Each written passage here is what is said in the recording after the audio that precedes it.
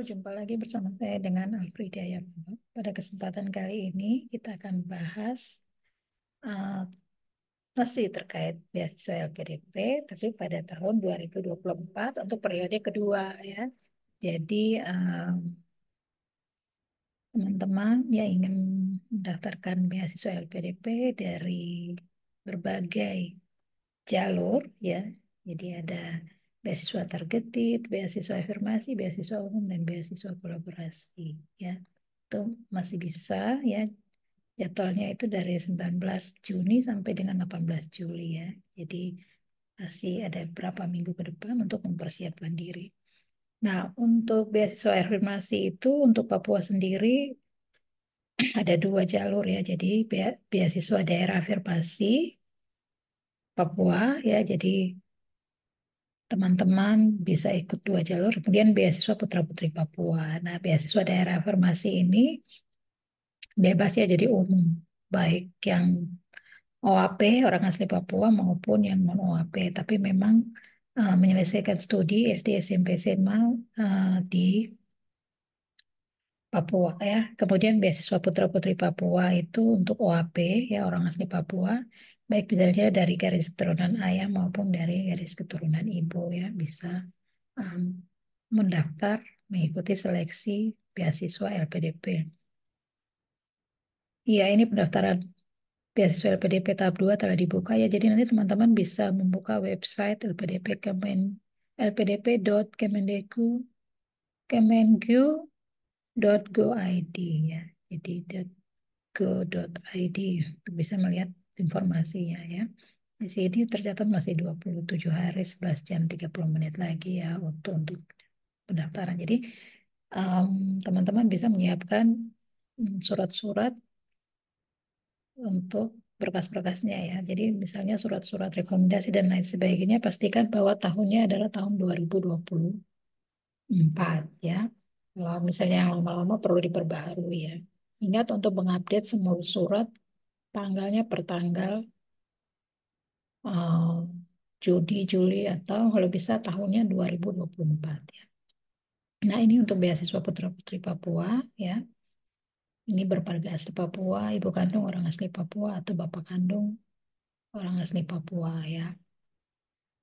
Jadi programnya untuk program S2 dan juga S3 ya. Jadi mereka yang telah menyelesaikan S1 ataupun D4 bisa melanjutkan studi untuk ke magister. Kemudian mereka yang sudah selesai S2 bisa lanjut ke program doktor ya.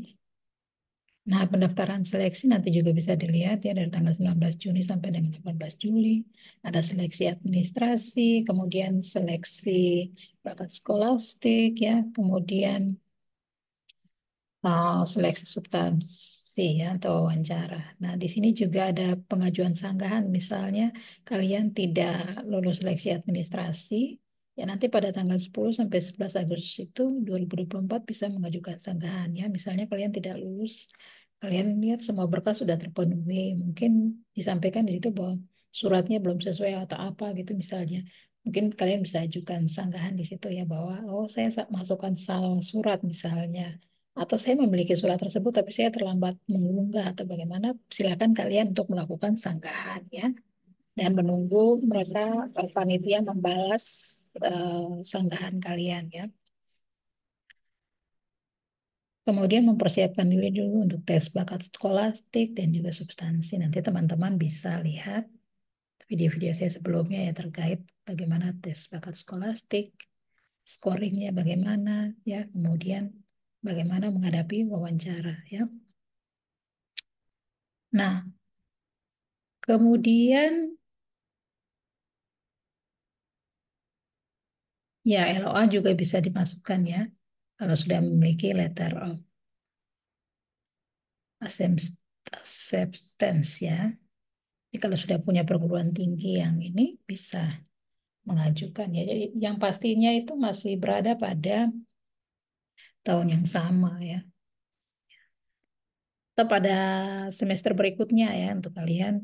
Ini jadi LPDP ini tidak bisa ongoing ya. Jadi ikut tes dulu, lulus lulus tes penerimaan beasiswa baru bisa studi ya. Jadi LOA itu sudah ada, tetapi setelah kalian lulus LPDP baru itu ya. Jadi misalnya mengajukan mengikuti tes sekarang, LO-nya itu untuk kuliah nanti di semester depan ya. Jadi setelah dengar hasil lulus baru bersamaan lulusnya.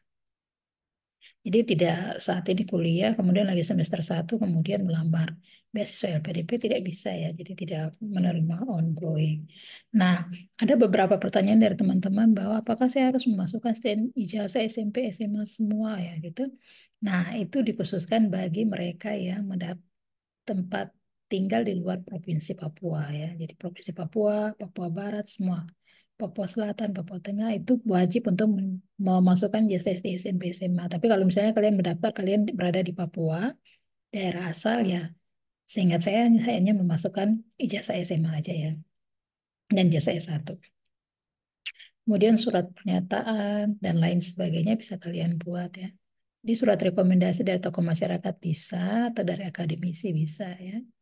Jadi dapat memilih online form atau diunggah ya. Jadi bisa hard copy dibawa ke misalnya ketua program studi atau dosen pembimbing dulu, pembimbingnya satu, kemudian minta mereka menuliskan rekomendasi, kemudian buka tanda tangan, kemudian kita scan, kemudian apa unggah ya. Atau bisa juga secara online ya. Nah, kemudian yang pastinya bahwa surat-surat kalian itu tanggal dan tahunnya yang terbaru ya, tahun 2024 berarti harus tahunnya 2024 ya. Kemudian juga kalian harus membuat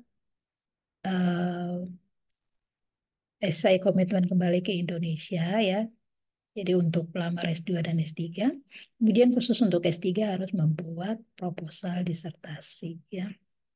Poin-poinnya nanti bisa teman-teman lihat ada video-video saya sebelumnya. Jadi selamat mempersiapkan diri untuk menulis dan esai juga ya bagi semua pelamar. Kemudian khusus buat pelamar ke S3 memang wajib membuat uh, disertasi ya, proposal disertasi. Ya, selamat mempersiapkan diri untuk administrasi dan menyiapkan juga nanti diri untuk tes-tes selanjutnya. Nanti bisa lihat di video sebelumnya ya. Semangat, semoga bermanfaat. Terima kasih.